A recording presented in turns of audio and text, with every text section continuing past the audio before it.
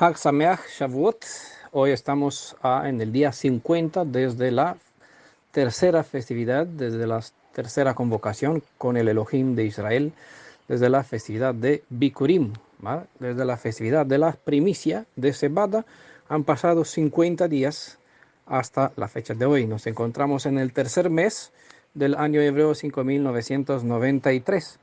Y hoy vamos a continuar con el estudio que presenté ayer, que empecé ayer, sobre Yeshua el Reshit, ¿vale? No vamos a hablar sobre Shavuot, pero el término que da raíz a la primicia, a la primicia que se presenta, la primicia de trigo que se presenta en esta festividad. Ya saben que 3 ocasiones en el año, todo pueblo de Israel tenía que presentar primicia de sus productos, de las 7 especies que se cultivaba comúnmente en Israel, ¿vale? En la festividad de Shavuot se presentaba la primicia, la reshit, ¿vale? La primicia de los primeros frutos maduros de trigo, ¿vale? Hoy vamos a estudiar sobre el primogénito de la creación, Yeshua el Reshit. Reshit tiene es la palabra que viene del Bereshit, ¿vale? Primera palabra de las escrituras. Voy a seguir con la segunda parte. Hemos dicho que os voy a presentar 5 contextos en cual se da uso al término Reshit. Hemos visto 3 de ellos y nos queda todavía 2 por comentar en esta segunda parte. Entonces, el punto 4, el Reshit, igual se refiere a la sabiduría del Elohim. La sabiduría por lo general es llamada Reshit. Todas las enseñanzas de las escrituras nos enseñan que la obediencia hacia la palabra de Elohim viviente es el Reshit de la sabiduría. Para más detalle pueden leer ustedes Eclesiastes capítulo 12, verso 13. Yo les voy a leer del Salmo 111, verso 10, que dice: el principio, es decir, Reshit, ¿vale?, de la sabiduría es el temor de Adonai. Lo que se nos enseña a través de esta cita de los Salmos es que el Elohim de Israel resumió toda la sabiduría en las instrucciones que nos dio mediante la Torá, porque es esta la que nos enseña cómo obedecer al Elohim viviente, y la obediencia hacia su palabra es el temor reverente, ¿vale? No es un temor por miedo, sino por reverente. Esa reverencia se convierte en Shema, ¿vale? Da eco a Shema. ¿Qué es el Shema? Pues escuchar la palabra y convertirlo en hecho, ¿vale? No es solo oído, sino poner por obra, ¿vale? Por eso la palabra escucha no existe en el hebreo, existe Shema. Hijo mío, Shema, dice, no escucha, hijo mío, como se suele traducir, porque uno escucha y olvida. El Shema es acata, lo que te entra por el oído, acátalo, guárdalo en tu corazón y conviértelo mediante tu mano, tu mente, en tu forma de pensar, en tu forma de obrar. Esto es el sentido de la palabra Shema, ¿vale? Oído inteligente. Como por lo general, todo lo que tiene un comienzo también tiene un final. Pero en este caso, hablando de las escrituras, como la palabra Bereshit termina con la consonante Tav, esta nos revela que en cuanto a los asuntos espirituales, lo que percibimos como el final, en realidad apenas es un comienzo, ya que la consonante Tav es la letra que da comienzo a la palabra Torah, ¿vale? Y esta apenas es el comienzo, el principio de la sabiduría que el creador nos dispuso como pueblo, ¿vale? El creador entregó la Torah. ¿A qué nación? Al mundo.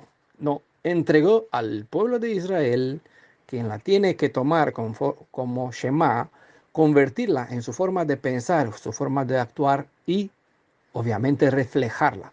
Así el mundo, al ver el pueblo, diga: qué pueblo tan sabio es este, ¿vale? ¿Por qué? Porque la sabiduría, ¿de dónde viene? De los principios, de las enseñanzas que tenemos en Torah. En la Torah tenemos todas las indicaciones necesarias para poder desarrollar todas las facultades que nosotros tenemos: físicas, mentales, corporales, espirituales, ¿vale? Esos 3 niveles está por aquí. Os diría lo siguiente, como curiosidad, si lo fuera.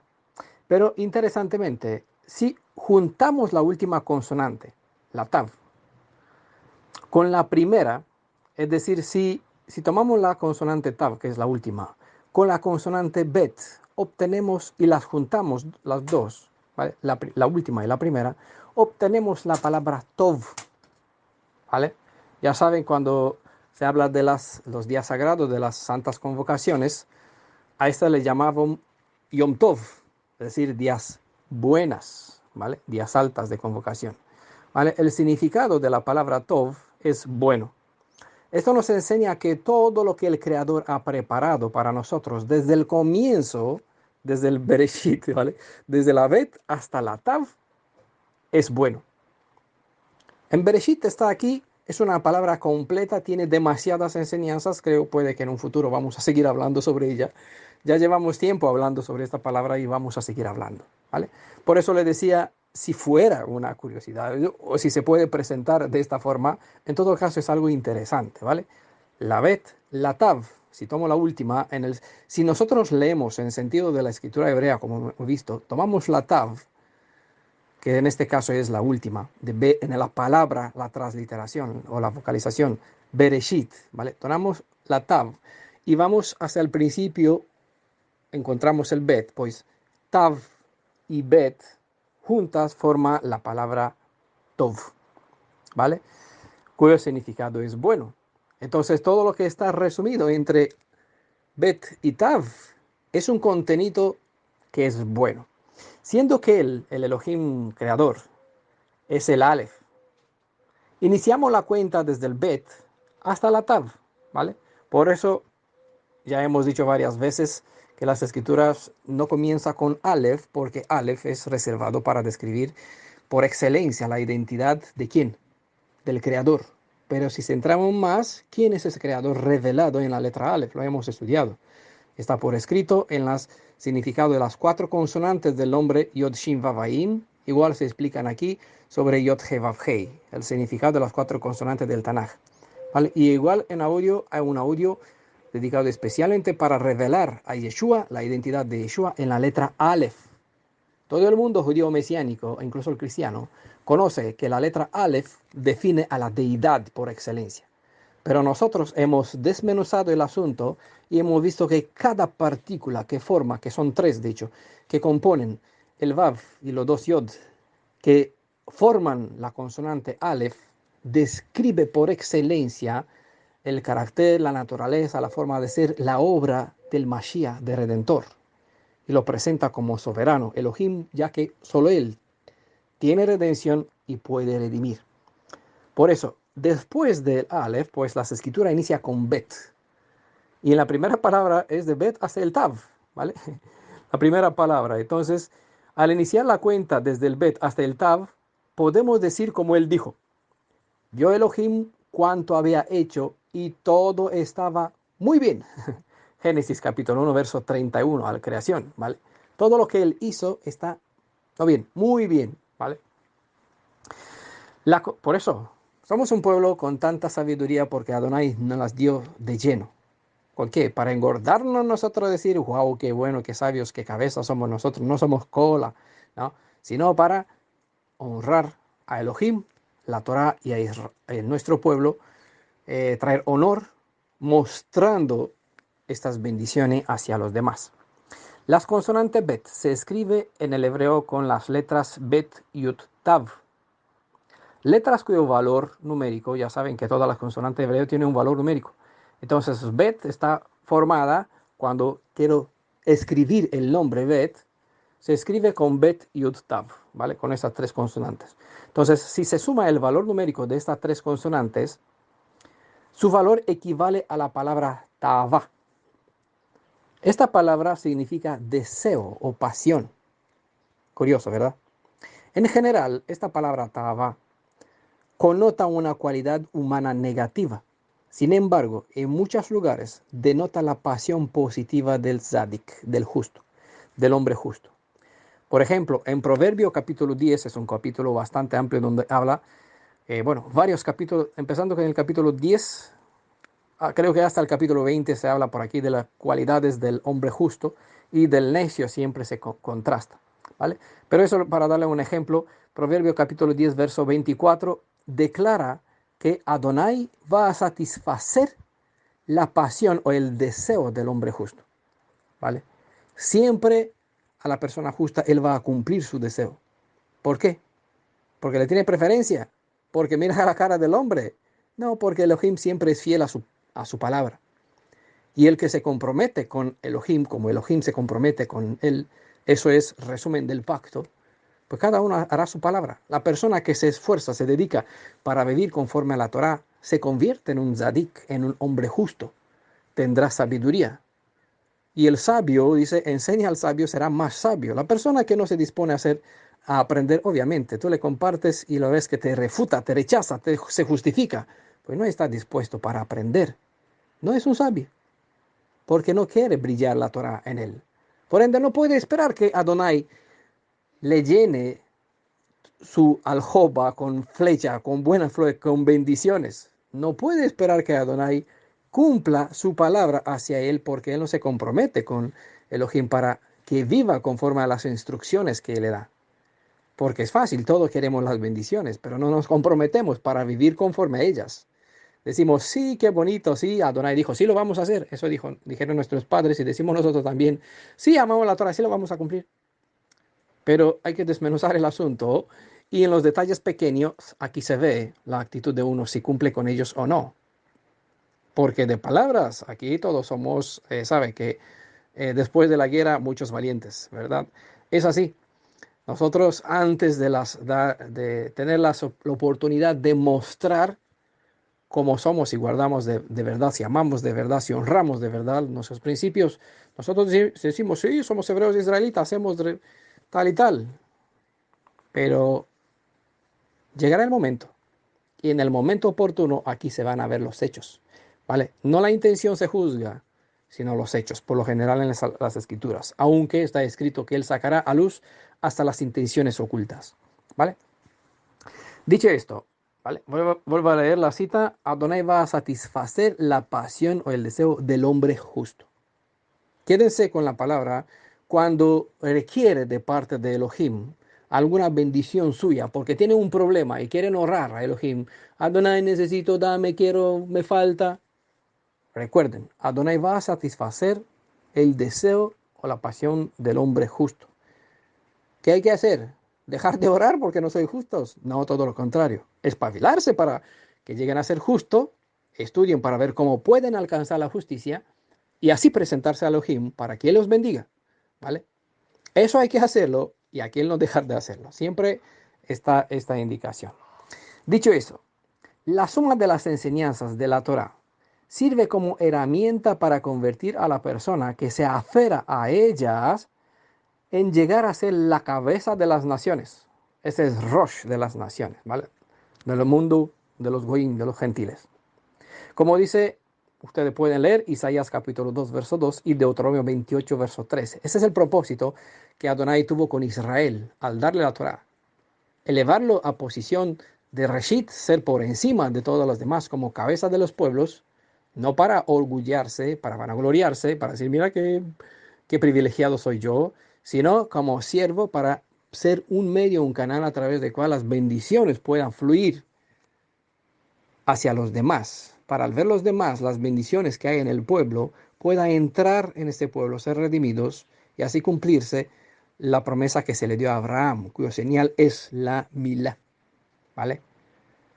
Recuerden, lo que se llama en el mundo cristiano, mesiánico, judío, judaizante, Brit Milá, ¿vale? En primer lugar, no es un pacto. El pacto es que todo el mundo gentil tiene derecho en Israel para ser redimido. Como señal se dejó la circuncisión, la milá, ¿vale? Todo el mundo gentil, al ver el pueblo que está circuncidado, sabe que en este pueblo hay redención, ¿vale? Ahora, el Redentor ya vino, ¿vale? Pero bueno, ese es otro asunto. El final de todo es llegar a reflejar la imagen y semejanza del Creador y por ende ser honrado como tal. Como todas las escrituras profetizaron hasta Yohanan, Mateo capítulo 11, verso 13 dice esto, y sabiendo que las mismas hablan sobre él, que iba a ser el que iba a ser el Mashiach, según igual se presenta en Juan capítulo 9, verso 39, ¿vale? Todas las escrituras, dijo Yeshua, sobre mí habla. Y en Mateo 11:13 se profetizaron los profetas hasta aquí. Es decir, después de Yohanan, que no hay más profecía. No, sino que una vez con Yohanan ya llega el Mashiach. Entonces eso lo que dijo fue como señal que ya la persona que está calificada con el espíritu de Elías, preparada para enseñar al pueblo ya a dejar de cojear de las dos piernas y a volver a los padres que al principio dijeron sí vamos a cumplir con ellos, volvieron al Elohim de Israel, ¿vale? En volver al compromiso original, inicial que se hizo en el monte Sinaí, ¿vale? Tienen que saber o tenían que saber que el Mashiach ya vino, porque después de Juan no hay más, después de Juan tiene que venir Mashiach, ¿vale? Entonces, eso ya se mostró y Yeshua dijo, todas las escrituras sobre mí hablan, ¿vale? Puede que se hace más fácil, una vez entendiendo eso, puede que se hace más fácil comprender por qué los creyentes en Yeshua escribieron sobre él y debido al valor de su obra, lo llamaron el Reshit, sobre todo. Así llegamos al punto 5, el quinto ejemplo, eh, para, eh, para quien se usa el término Reshit, es el Mashiach. El Mashiach es llamado Reshit. En los documentos encontrados en las cuevas de Qumran, se han encontrado textos donde se hace evidente que el Mashiach es llamado primogénito, es decir, Reshit, y que él manifiesta soberanía. Por ende, el primogénito siempre recibe doble porción de la autoridad que tiene su parte, el padre, su padre, la autoridad soberana como cabeza del clan, doble porción de tierra, de herencia y bueno, muchas otras bendiciones. Todo esto aplicándose al Yeshua, al Mashiach como Reshit, como primogénito, igual se le transfiere la soberanía. Lo que se presenta en Daniel como una forma una ilustración para que nosotros comprendamos el valor que tenemos, la autoridad que tiene el Mashiach y qué valor tenemos y honor tenemos que darle. Aquí se ilustra que recibió autoridad total, ¿vale? Y donde está toda la autoridad, no hay, mira, aquí esto está fuera de mi control, no. Toda la autoridad absoluta, tanto en el cielo como en la tierra. Entonces, en ese documento se manifiesta a evidencia de los escritos rabínicos judíos. Ustedes mismos pueden corroborarlo. Por ejemplo, pueden ver en un archivo que tiene el identificativo 4Q521, ¿vale? O igual puede acceder aquí en el PDF, en la guía de estudio, lo voy a dejar un link donde puede ver de los textos de la excavación con con este indicativo 4Q5221, una muestra de un texto, ¿vale? Hay muchas más palabras, pero la importante es el honor que se le da aquí al Mashiach. La palabra Reshit oculta una enseñanza profunda que es considerada Shod, ¿vale? Shod significa, es un término hebreo, uno de los niveles de investigación que se traduce o significa misterio, profundidad. Es el nivel más profundo de una forma de investigación, ¿vale? Un misterio encerrado desde la fundación del mundo, oculto durante generaciones, como decía Shaul en Colosenses capítulo 1, verso 26 al 27.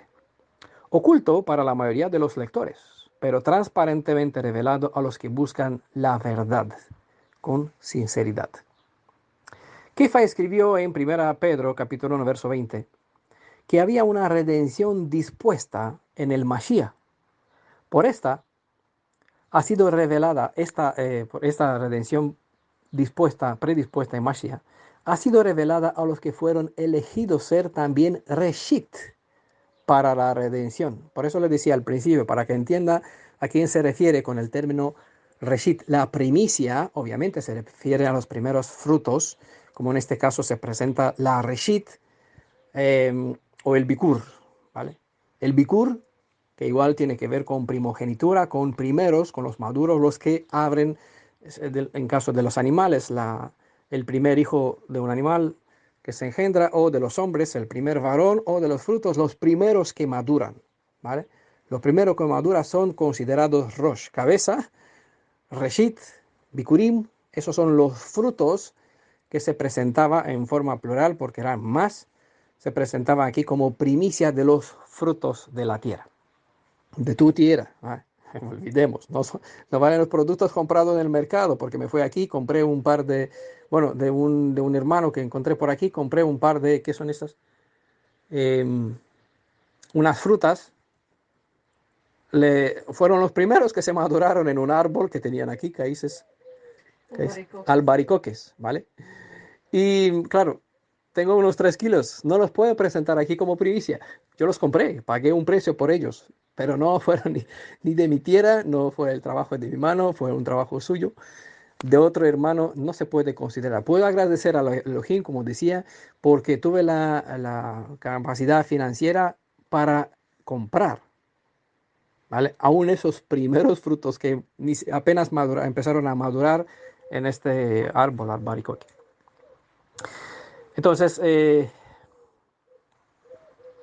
lo que decía Shaul, esto Pedro Kefa, hablando sobre Yeshua, que él es el Reshit, y este conocimiento, esta redención que trae el Mashiach como Reshit, fue revelada a los que también, los elegidos, los creyentes en Yeshua, que van a ser Reshit, Reshit de la redención, primicia de la redención, o primogénitos de la redención. Escribió Shaul sobre Yeshua. Bueno, en los estudios que le comenté anteriormente sobre las festividades, donde hay 3 festividades, ¿vale? En Bikurim, en primavera, 3 meses más tarde, bueno, 2 meses más tarde, 2 meses y medio, 3 meses.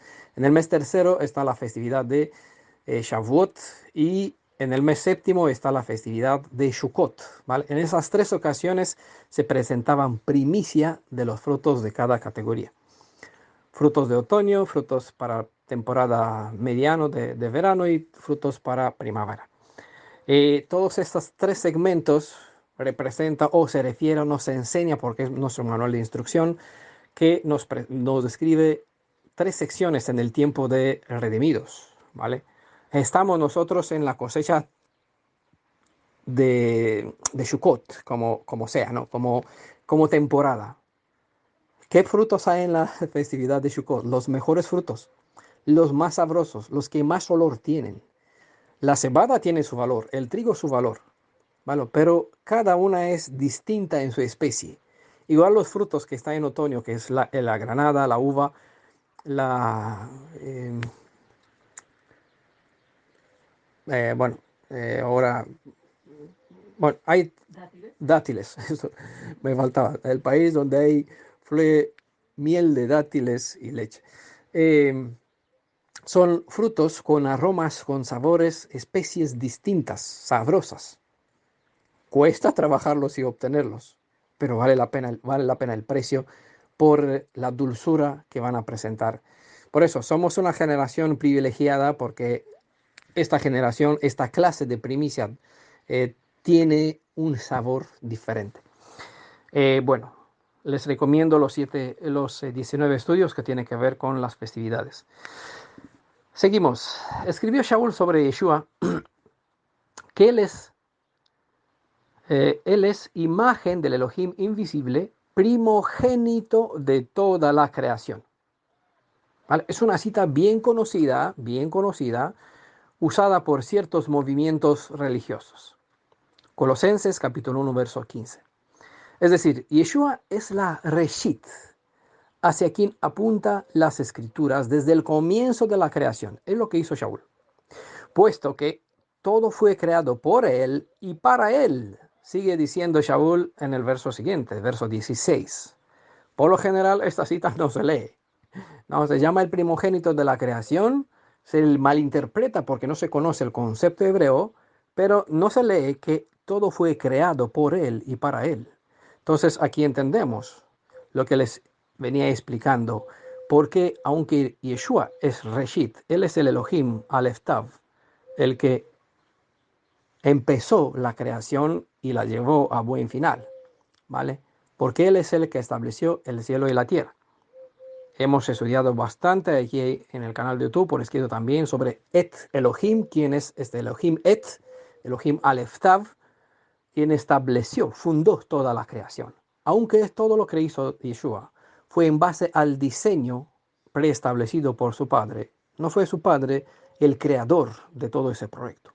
¿Vale? Yeshua no fue el diseñador de la obra, pero fue el que le puso mano a la obra para darle forma, amoldeó.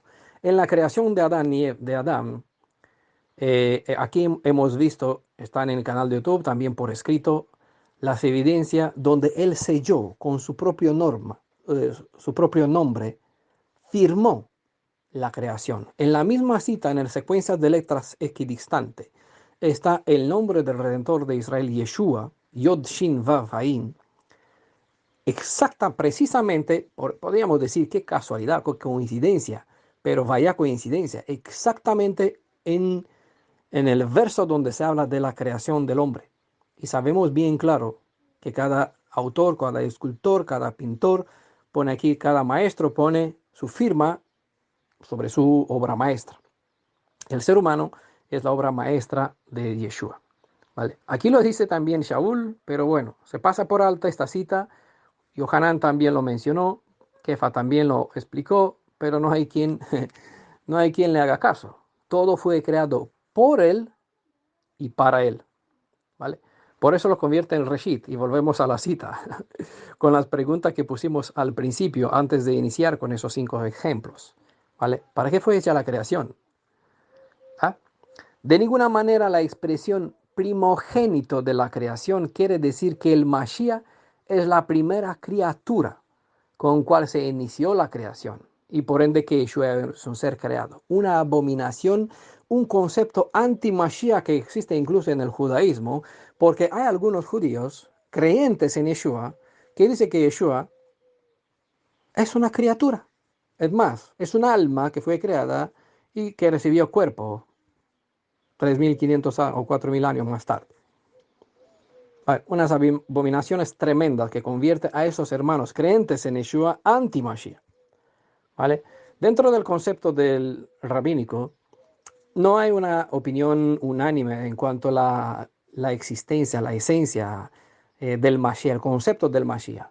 Hay quien cree, para que aquí les sembro un poquito la idea, que sepan, dentro del concepto rabínico judaico, hay hermanos creyentes que Yeshua tiene preexistencia, es decir, que el Mashiach, ¿vale? No Yeshua, que el Mashiach tiene existencia antes de la creación.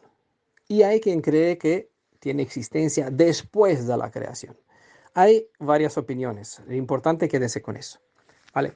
Lo que quiere decir la cita, de ninguna forma quiere decir que Yeshua es la primera criatura, primogénito de toda la creación.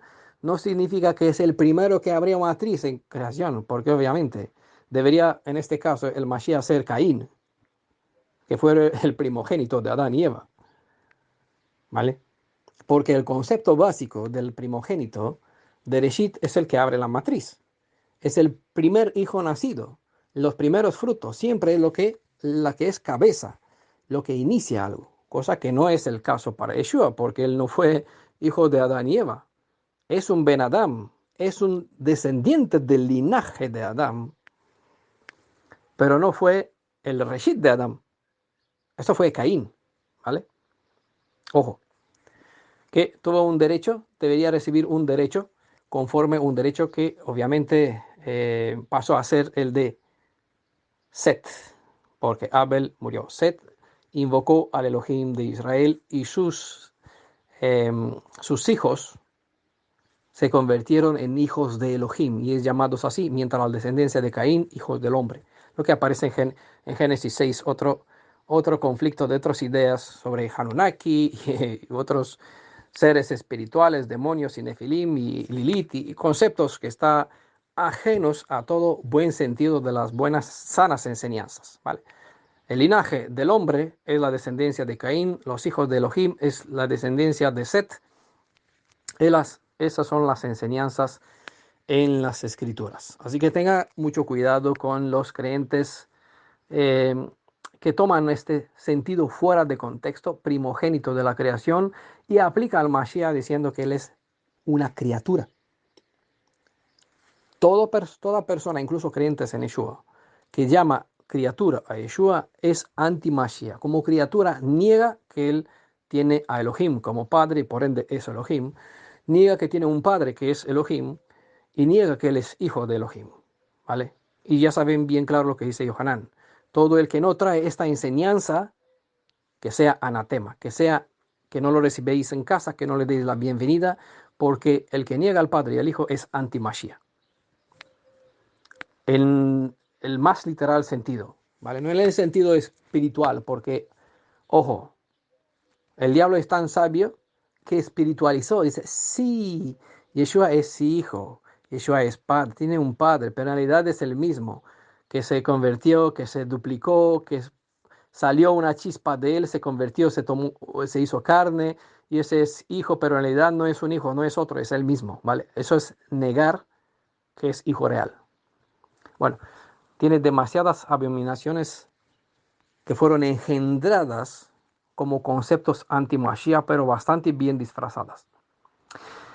El concepto de Reshit reconoce el derecho o la preeminencia de Yeshua HaMashiach sobre toda la creación. Es lo que enseña. Si hasta ahora han venido entendiendo todo lo que he presentado en todos estos 5 puntos, entonces puede entender por qué primogénito de toda la creación define por excelencia la preeminencia o derecho que tiene Yeshua sobre todo lo que está bajo la bóveda celeste. Shaul declara que Yeshua es el creador. Todo fue creado por él y para él. Colosenses 1, verso 16, ¿vale? Entonces Shaul declara que Yeshua es el creador de todo y por lo tanto al Mashiach se le debe dar el honor que le corresponde al primogénito, porque él al estar antes de la creación toma el lugar de ser el primero antes de todo y por lo tanto este lugar le otorga el derecho de ser llamado Reshit, ¿vale? Trate de entender bien. Si hace falta, vuelvan a leer, porque esto quedará por escrito, o vuelva a escuchar el audio para que entiendan bien este concepto. ¿Por qué Shaul le llama primogénito de toda la creación? ¿Y por qué Yeshua, aún no ser el primer hijo engendrado, recibe el derecho y el título de ser llamado Reshit? Si se ha comprendido bien lo que Jacob afirmó sobre su hijo Rubén, lo que hemos citado en el Génesis 49, verso 3, en la parte anterior, en parte 1, será más fácil comprender las palabras de Shaul sobre Yeshua. Ahora, estamos en este punto. Si no recuerdan lo que he comentado respecto a lo que dijo Jacob sobre su hijo primogénito, pues mejor, paren el audio este. Si están aquí en la comunidad escuchando el audio, pues ponga pausa, vuelve al audio de ayer o vuelven 3 páginas más arriba aquí en el estudio cuando lo van a recibir y vuelvan a leerlo, ¿vale? O escucharlo. Es mejor que vuelva a leer o escuchar lo que he explicado antes de citar o escuchar la siguiente cita, para así tener fresca el concepto, lo que se explicó sobre Génesis 49, verso 3. Así pueda comprender mejor lo que voy a decir a continuación. Antes de leer una cita hebrea, recuerden, hay que tener, ¿por qué digo una cita hebrea? Porque aunque leen en el idioma que leen, sea en inglés, en español, lea la edición que sea de la Biblia, originalmente esa escritura está en hebreo. Corresponde a un concepto hebreo, en un contexto cultural hebreo. Por ende, por eso les presento, antes de leer una cita hebrea, no una cita escrita por Reina y Valera, desde 2 editores cristianos en España, o la edición, la que sea mesiánica, dicha ella, la que sea, que es santa y no sé qué, ¿vale? No, antes de leer una escritura hebrea, hay que tener claro en la mente el concepto hebreo que tenía el escritor. Por eso les volví a mencionar, entiendan bien la expresión Génesis 49, verso 3, lo que Jacob afirmó sobre su hijo Rubén. Por lo tanto, al saber qué es lo que creía Shaul, ahora pueden comprender mejor lo que él dijo respecto a Yeshua, ¿vale?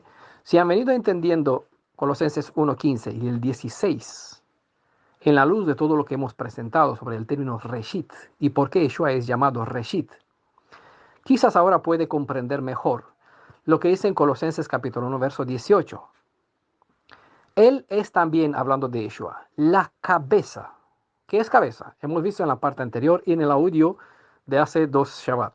La cabeza es Rosh, ¿vale? Yeshua es Rosh del cuerpo, es la cabeza del cuerpo, de la congregación.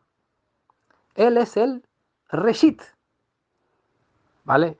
Como leen en vuestras ediciones. Él es el principio.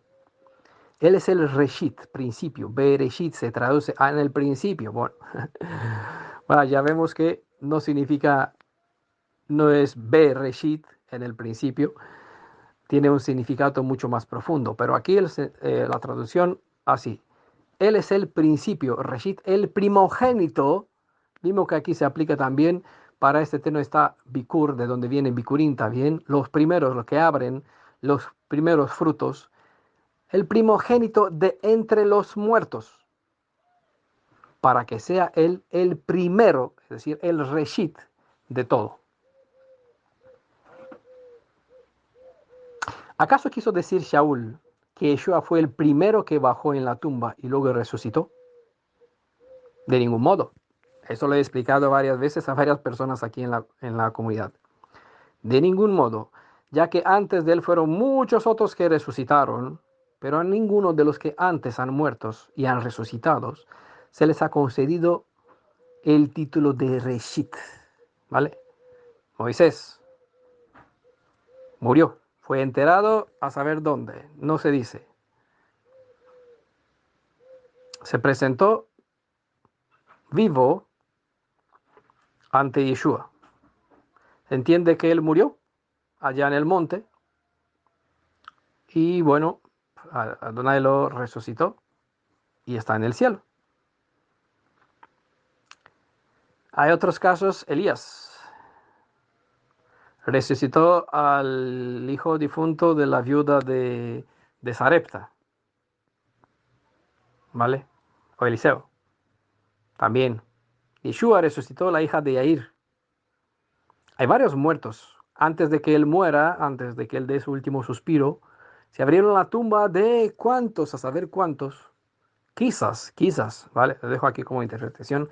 Quizás entre Moisés, no, entre los que resucitaron son los 24 ancianos que aparecen en el libro de Apocalipsis, que son presentados como primicia de los redimidos. Puede que son de la primera cosecha de la ofrenda de Bikurim, ese es el trabajo duro, del, pan de cebada, del duro trabajo, pan duro.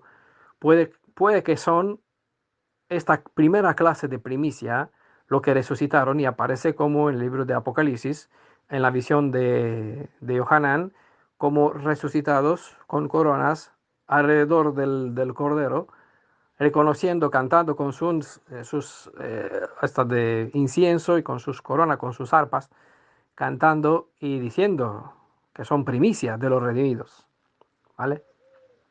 Ellos resucitaron antes de Yeshua, se mostraron por el pueblo y los llevó como primicia para presentarlo en el día de Bikurim, como hemos estudiado ante su padre.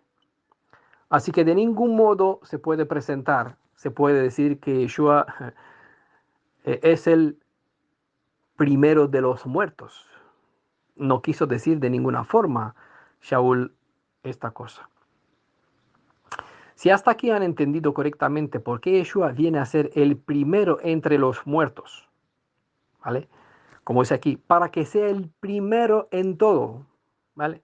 Para recibir, se le concedió la preeminencia sobre todos los demás, no porque es el primero, por eso los puse los ejemplos, que antes tenía como Esaú, que perdió la primogenitura, el derecho, y la recibió su hermano, Jacob. Por eso le hablaba de Rubén, quien perdió su derecho, se le quitó este derecho y fue pasado, bueno, dividido entre Judá, Efraín y Manasés, o Manasés y Efraín, ¿no? Se dividió en dos, entre ellos dos. Por eso, por lo general, el primero recibe el título, pero no es absoluto. Hay excepciones. En este contexto, en este concepto, en base a este principio, al ser Yeshua cabeza, le convierte en Reshit. Al ser Yeshua antes de todo, al estar al principio, como hablaba Yohanan, al principio, Ya estaba, Yeshua ya estaba. Al ser el primogénito de los muertos, recibió este derecho de ser llamado primogénito, para recibir un honor, ¿vale? En ese sentido, para que sea el primero en todo. Sí, hay una diferencia que Yeshua sí resucitó, los demás fueron resucitados. Es un detalle aquí pequeño. Yeshua dijo claramente, yo entrego mi vida, yo la quito, o yo la doy, yo la tomo. ¿Vale? Nadie podía quitar su vida. Entonces, si hasta aquí han entendido correctamente por qué Yeshua viene a ser el primero entre los muertos, pueden comprender o podrán comprender mejor por qué él mismo se llama o se llamó el primero, es decir, el Reshit o la cabeza, el Rosh, de los que han muerto, según se cita en Apocalipsis capítulo 1, verso 5. No es mi propósito desmantelar las enredadas interpretaciones de los llamados testigos de Jehová, testigos de J, ¿vale? Y otros mesiánicos que siguen las interpretaciones de esos cristianos. Pero ustedes, los que buscan aferrarse a los valores hebreos, ustedes los que se disponen a seguir al principio de la luz, según la dirección de las escrituras hebreas, que es contraria al sentido del mundo gentil, deben comprender el significado de estas expresiones típicas hebreas para que estén en la emet, en la verdad. Como Yeshua HaMashiach es el Reshit de todas las cosas, significa que Él es el principal, la causa, la razón de todo lo existente, así como siguen como quien lo sustenta, porque es lo que dijo Shaul, porque es esto lo que se enseña en Colosenses capítulo 1, verso 15 al 18. Él los hizo y con su poder se sujeta, se sostiene, se mantiene. Y también Hebreos capítulo 1, verso 2, una cita donde se afirma que el Yeshua hizo los mundos, es decir, las realidades percibidas. Si se ha comprendido bien lo que quiso decir Shaul en Colosenses capítulo 1, en declarar a Yeshua la reshida, la creación, si miramos el primer texto de las Escrituras en la perspectiva hebrea, podríamos leer de esta forma el texto de Génesis 1.1, ojo, donde sabemos que el Creador hizo el cielo y la tierra, lo hizo para el Mashiach, quien vino a ser constituido, la cabeza de todo bajo la bóveda celeste. Creo que hay más de uno que sabe lo que nosotros enseñamos aquí en la comunidad sobre las vidas. Y ¿qué quiere? Que no entiendo lo que quiere decir. Bueno, el primer texto vendría a decir algo como lo siguiente. Para Yeshua creó, o para el Mashiach creó Elohim Aleph Tav los cielos y la tierra. Pero claro, esta forma de citar el primer verso podría causar ciertos conflictos para los que saben que el propio creador es Yeshua, siendo el mismo Aleph Tav, es decir, siendo el Elohim Et Aleph y Tav. Pero no por nada he repetido en todos estos ejemplos que he dado sobre el uso del término Reshit, mirar desde la perspectiva hebrea. Porque me decía mi esposa cuando hizo la corrección del estudio que estoy presentando, has puesto una cita 3 veces, es decir, has puesto unas palabras 3 veces. Le dije, no, cada una es distinta. Pero se repite no por casualidad, bueno, hasta el final varias veces. Mirar desde la perspectiva hebrea. Como les he dicho al principio, acostúmbrese a leer la letra pequeña, ¿vale? Dejen de escuchar algo con los prejuicios. Cuando se dispone a escuchar algo de este estilo, vacíense de lo que creen que saben, porque si ya saben algo, con esto lo que saben os va a prohibir ver o comprender lo que se quiere transmitir, ¿vale? Sé que es difícil, necesita tener confianza que lo que estoy compartiendo es correcto para hacer esto, pero si no lo van a hacer así, siempre van a hacer una sopa, no va a entender ni esto ni al de ustedes, ¿vale? Eh, por eso sé que dejé este punto para el final y sé que puede causar conflicto de concepto alguno. Por eso he dicho, no por nada he repetido en todos los ejemplos, mirar desde la perspectiva hebrea. Porque en la cultura hebrea no es raro en absoluto hablar sobre sí mismo en la tercera persona. Ya saben que eso lo he explicado y he mostrado bastantes evidencias en el Tanaj y en los escritos apostólicos. No me voy a repetir. En este caso, lo que quiere decir el primer texto de la Biblia es un concepto bien respaldado en los escritos bíblicos, en todos los escritos bíblicos, en el Tanaj y en los escritos apostólicos. Por ejemplo, conocemos que que al Mashiach se le ha dado absoluta autoridad sobre lo que está en las esferas celestiales, como dijo Shaul, como Shaul llama o llamó a los dominios y potestades espirituales, un capítulo de Efesios 6, un capítulo que hemos estudiado. Está disponible en audio y por escrito también. Como también sobre todo cuanto se mueve bajo la bóveda celeste. Esto convierte al Mashiach en la autoridad soberana sobre todo cuanto vive y tiene, todo cuanto tiene vida, es decir, convierte al Mashiach en Reshit, o bien la persona que tiene la autoridad del primogénito entre los seres humanos.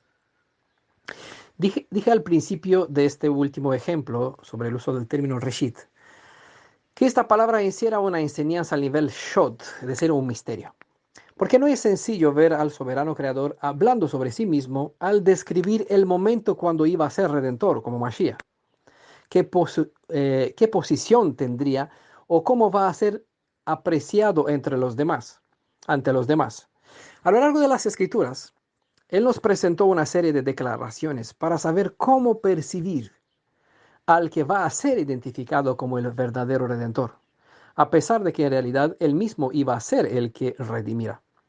En realidad, solo es una cuestión de perspectiva. Hay una forma en cual él describe cómo va a ser identificado el Mashiach, y esta forma está presentada desde mi perspectiva.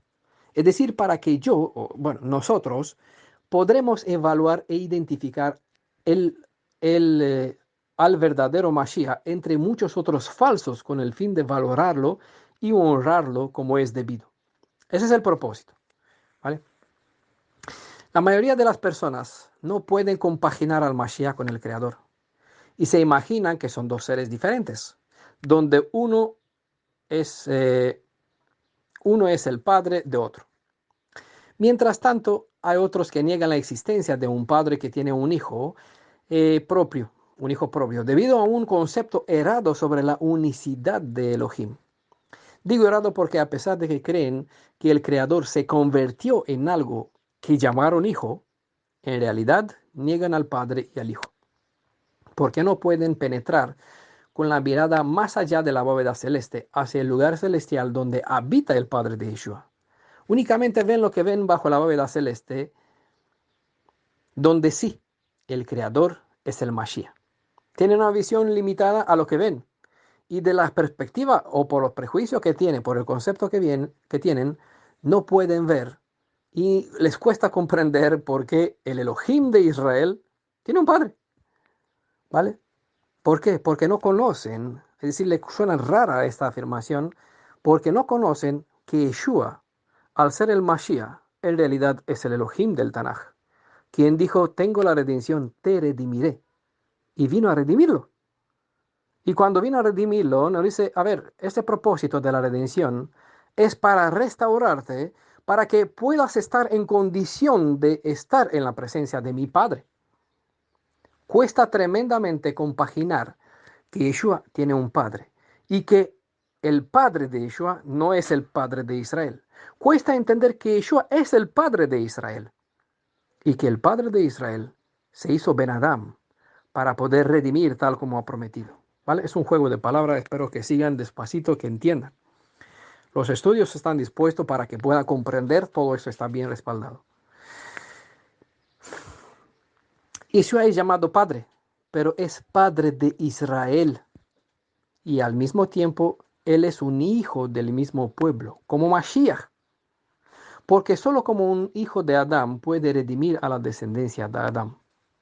Siempre hay que recordar no confundir al Padre de Israel con el Padre del Mashiach. Dados estos ejemplos sobre el uso de la palabra hebrea reshit, lo que se nos revela mediante la palabra reshit es que todo el asunto de los 7 días de la creación y hasta la fecha está conectado con el pueblo de Israel, con la Torá y obviamente con toda la suma de los redimidos y sobre todo con el Redentor Yeshua. Dicho de esta otra forma, o pensarlo de una forma distinta, diferente, leemos que desde el primer verso de las Escrituras se nos enseña que el cielo como la tierra y todo cuanto hay en ellas fueron creadas para el pueblo de Israel, a quien se le dio la Torá como una norma de sabiduría con el fin de administrar bien sobre toda la creación, siendo establecida la nación de Israel como primicia de los redimidos o como cabeza sobre las demás naciones. Esta verdad está reforzada por la palabra declarada hacia Abraham, donde a todas las naciones se les ha dispuesto una grata redención en la simiente de Isaac, en Jacob, de donde vino y donde estará para siempre el Redentor y la redención para todo que desea aprovechar, cambiar el rumbo de su destino desde la muerte para que pueda ir hacia la vida eterna. Un dato importante para reforzar lo que hemos estudiado sobre Israel, sobre los primogénitos en general como primicia de los redimidos y específicamente sobre el Mashiach como Reshit por excelencia es lo siguiente. Hay algunas pocas causas justificadas donde este título y privilegio se le fue quitado al hijo primogénito y fue concedido a otro hijo. Por ejemplo, como hemos dicho, tiene el caso de Esaú, quien perdió la bendición que corresponde al hijo primogénito, bendición que viene a ser para el segundo hijo, es decir, para Isaac, y de él a Jacob. Un segundo caso es el de Rubén, ¿vale? Como hemos dicho, él perdió su derecho que fue dividido entre Judá y los primeros 2 hijos de Yosef, porque recuerdan, después de Manasés y Efraín, Manasés fue el primogénito y Efraín el segundo, Yosef con su esposa tuvo más hijos, pero esos 2 fueron tomados como linajes para tener una descendencia en Israel. Eso para sustituir la casa, la casa de Leví. Bueno, esos son otros detalles, pero bueno, Jacob los sumó como hijos suyos y ellos fueron incorporados entre los tribus de Israel y aparecen como herencia, como tribus en Israel. En Deuteronomio capítulo 21, verso 15 al 17, se presenta que el hijo que nacía primero recibía el derecho de primogenitura. Esto en hebreo se llama Mishpat Bekorach, ¿vale? En este sentido, y como he dicho, el Reshit no tiene por qué ser siempre el primer nacido, sino que aplica más bien al hijo que posee el Mishpat Bekorach. ¿Qué es eso? Derecho de la primogenitura. Ese es un dato que deben aprenderlo porque de esto depende el buen entendimiento y la capacidad para saber refutar lo que los testigos de J presenta, que el Mashiach es una criatura, que es el primero de los muertos, el primero de la creación, que es una criatura. En fin, si comprenden que el Reshit no tiene por qué ser siempre el primer nacido, sino que el Reshit aplica más bien al hijo que posee el derecho de la primogenitura. Este derecho, esta mishpat, le otorga al hijo beneficiario la autoridad sobre sus hermanos como una posesión, también como una posesión territorial exclusiva, entre otras. Para más detalle respecto al derecho del hijo primogénito, vean el estudio llamado El derecho del primogénito desde Rubén a Judá y a Efraín. Este está solo disponible por escrito en PDF. Hemos aprendido en el estudio sobre la letra Bet, que se llama Misterios Revelados por la segunda letra hebrea Bet. Es un estudio que está en audio también, en 2 audios si no me equivoco. La consonante Bet tiene el valor numérico 2 y presenta la casa, porque su antigua forma pictográfica tenía la imagen de una tienda, una casa. Esta consonante Bet significa casa, hogar, habitación, morada, cobertura, intimidad incluso. Eso nos revela que lo que viene a ser creado después de la consonante Bet, Reshit, ¿vale? Lo que viene a ser creado después de la consonante Bet, lo que iba a hacer bajo la bóveda celeste, tanto cielo como tierra, habrá de ser una morada para el Creador, donde su Ruaj habite en medio de su creación. ¿vale? Más detalle está en el estudio sobre la letra Bet. Por lo tanto, podemos entender el primer verso también de esta manera. La casa de Reshit creó Elohim et los cielos y la tierra. Esto nos enseña que los cielos y la tierra son la casa de Reshit, que es Israel, que es el Mashiach. Como hemos dicho, la raíz de la palabra Bereshit es la palabra Rosh, que significa cabeza. Entonces podemos leer este primer verso con esta forma también. Rosh Bait, la cabeza de la casa. Esto enseñaba Shaul, eso deseaba Shaul enseñar al declarar a Yeshua como la Rosh, cabeza. Y esto en Efesios capítulo 5 se presentan esos tres ejemplos. Saúl le presenta a Yeshua como cabeza de la esposa, Efesios capítulo 5, versos 23 al 33. E igual, en este capítulo se presenta como cabeza de la congregación, pero igual aparece en Colosenses capítulo 1, verso 18. Igual en Efesios capítulo 5, verso 23 al 33 se presenta a Yeshua como cabeza del cuerpo, pero hay otra referencia en Colosenses capítulo 2, verso 18. ¿Vale? Cabeza de la esposa, de la congregación, del cuerpo. Dos o tres testigos ya tenemos de sobra aquí, donde Yeshua tiene una casa y él es la cabeza. Rosh Bait, creó Elohim. Como ya no estamos para creer en casualidades, observamos y diremos que no es coincidencia que en la primera palabra de Bereshit, si tomamos en cuenta la primera letra, la Bet, y la juntamos con las últimas dos, es decir, si tomamos el prefijo Bet y las dos consonantes finales, Yud y Tav, al juntar estas tres consonantes obtenemos una palabra que se lee Bait. Esto significa casa. Bereshit. Bet, Yod, Tav, las últimas dos, la primera, las últimas dos, forman la palabra Bait, casa. ¿Vale? Curioso, ¿verdad? No estamos para curiosidades, pero bueno, aquí les dejo algunos datos para que se maravillen. Y bueno, para concluir, les voy a dejar un anexo.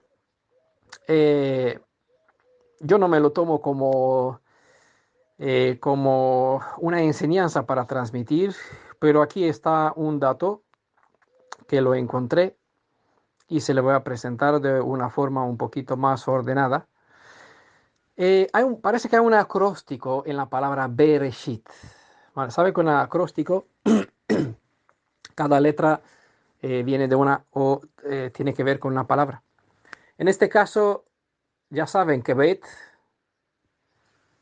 Resh, Aleph, Shin, Yod, Tav son las consonantes que forman la palabra Bereshit, ¿vale? Bet representa una puerta, es decir, entrada.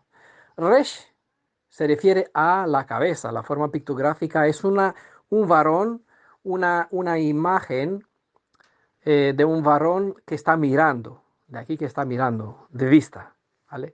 Aleph, por excelencia, ya sabemos, se refiere a Elohim. La consonante Shin tiene que ver con las leyes, con los principios, con el derecho, eh, con desmenuzar, con ofrecer, con dar. Yod, por eso aquí se presenta como entregar. Yod es el nombre de donde comienza la palabra Israel. Y Tav, como hemos dicho, tiene que ver, es la letra que da comienzo a la palabra Torah. Por lo tanto, se puede presentar aquí como un acróstico, un poco curioso, ver un poquito esta palabra en el mensaje que puede transmitir de una forma acróstica, así. Entonces, si sumamos todo lo que hemos dicho, sería una expresión como esta forma. Entró por la puerta y vio Elohim a Israel y le entregó la Torah. ¿Vale? Es una forma que no lo voy a presentar como enseñanza, no lo tiene que tomar como bueno, es solo como una cosa de curiosidad que, bueno, por aquí encaja, ¿vale? No lo tomo, yo lo voy a dejar aquí, lo voy a poner por escrito para que quede como anexo, para que puedan ver las consonantes y la forma de presentar, pero no lo tomen como una enseñanza, ¿vale? Tomen como una, eso sí, como una curiosidad, ¿vale? Bueno, espero que este estudio os ha servido de bendición. Fue un poquito más largo que el otro, valió la pena, seguramente. Siempre nos queda por aprender del valor que Elohim dio al pueblo de Israel, a su palabra, a los redimidos y el honor a través de todo esto que corresponde al Mashiach. No es imprescindible, ojo, no es imprescindible que se comprenda la identidad espiritual del Mashiach. Lo que es fundamental es que la gente aprenda la posición que le corresponde al Mashiach, ¿vale? Que en este caso le dé el honor que le corresponde como Reshit, sobre todo. Que lo reconozca como autoridad soberana y que cada palabra, cada enseñanza que le dio, lo tome como ley, como el jefe a quien tiene que obedecer. Nosotros tenemos el privilegio de saber que este Reshit, en este caso el Mashiach, sobre el cual todos esperan y todos confían, es en realidad el que dijo Bara Elohim, creó Elohim, Aleph Tav, ¿vale? Porque el creador es Elohim Aleph Tav. El que es el Aleph y es la Tav, él es el Et Elohim sobre quien las escrituras indica. Mirarán Aleph Tav, a quien han traspasado. Mirarán hacia mí, tras el texto, hacia quien han traspasado. Y llorarán. ¿A quién? Al Reshit, a quien mataron. ¿A quién matamos? Al Elohim del Tanaj. La gente diría, ah, no, al Mashiach. Sí, porque no pueden comprender todavía que el Mashiach, a quien mataron, a quien llorarán las dos casas de Israel cuando se le quitará el velo y comprenderán, porque de momento tienen un velo para que no pueda comprender por un propósito bien diseñado por Elohim. Bueno, nosotros aquí lo hemos explicado, porque se le quitará este velo, entenderán que Mashiach a ellos mataron porque deberían matarlo, porque no había otro quien, sino solamente el pueblo de Israel tiene derecho a matar el cordero de Pesaj, al Redentor. Por eso vino a los suyos, ¿vale? Con el tiempo, a lo largo del milenio, quizás los que se forman para comprender la identidad del Elohim de Israel, para comprender quién es Mashiach más allá de su apariencia como Ben Adam, como Redentor, como Goel, que él es el Aleph Tav, él es el creador. Él es el que dijo y se hizo, el que nos formó con su mano. Pues serán instructores a lo largo del milenio para las personas que necesitan adquirir ese conocimiento para honrarle más. En este momento no es imprescindible, porque para la redención no se necesita que una persona entienda la identidad espiritual del Mashiach. Basta verlo como Reshit y honrarle como tal. Basta entender que Él está antes de todo, que le corresponde el derecho de recibir este honor, porque por derecho tiene este derecho de ser Reshit, este Mishpat, este derecho de ser considerado sobre todo, por encima de todo, para ser honrado sobre todo, ¿vale? Porque no hay autoridad bajo la bóveda celeste más alta que la que se le concedió a él para honrarlo. Así lo tenemos que ver, así lo tenemos que honrar como el primogénito. Y le tenemos que dar el honor que le corresponde sobre todo. Bien dijo Shaul, no hay otro más. Por eso, aunque no es el primero, lo tenemos que honrar como si fuera el primero, para tener preeminencia sobre todo. Y por eso es llamado de esta forma. ¿Vale? Espero que entendan de forma edificativa o constructiva, que asimilen esta desde nuestra perspectiva, que entienda el sentido de los términos y a partir del significado de los términos y los ejemplos que tenemos en Tanaj, que por eso lo estudiamos por comparación y vemos las fuentes por donde se usa el mismo, es decir, seguimos el principio de Pardes para así leer el texto literalmente, ver por comparación donde se hace referencia, tratar de entender la metáfora y ver el significado más profundo. Es decir, pasamos por todos los niveles de lo que describe el sistema de estudio Pardes y así vamos a comprender. Y comprendiendo, poder enseñar a otros lo que quiso decir Shaul para sacar a estas personas de la ignorancia, de la oscuridad, de la forma errada de cómo fueron enseñadas del príncipe de este mundo, el príncipe de la oscuridad. Así podemos llevarles la luz. Si recibimos y decimos, wow, qué maravillas tenemos, y no soltamos esas maravillas, pues no somos mejores que nuestros padres, que recibieron y no dieron. Nosotros somos llamados como beneficiarios para recibir y para hacer gesed, mostrar gesed hacia los demás, a darles todas esas bendiciones. todo para que sea todo esto siempre que sea honrado el nombre de Yeshua nuestro Redentor, como Reshit sobre todo, como cabeza, Rosh, de la congregación de nuestra casa, para que el pueblo de Israel sea honrado como la posición que le ocupa, como Reshit entre las demás naciones, para que la Torá, como sabiduría Reshit por excelencia, sea aprovechada entre las naciones, porque esta es la mejor forma de honrar al Padre de Yeshua. Honrando al Hijo, honramos a su Padre. ¿Vale? En el nombre de Yeshua, shalom y bendiciones. Feliz día, feliz festividad. Nos preparamos para la festividad de Sukkot, aunque tardará todavía hasta aquí, pues nos encaminamos hacia las próximas Moadim de nuestro Elohim. Shalom a todos, bendiciones, Beshem Yeshua.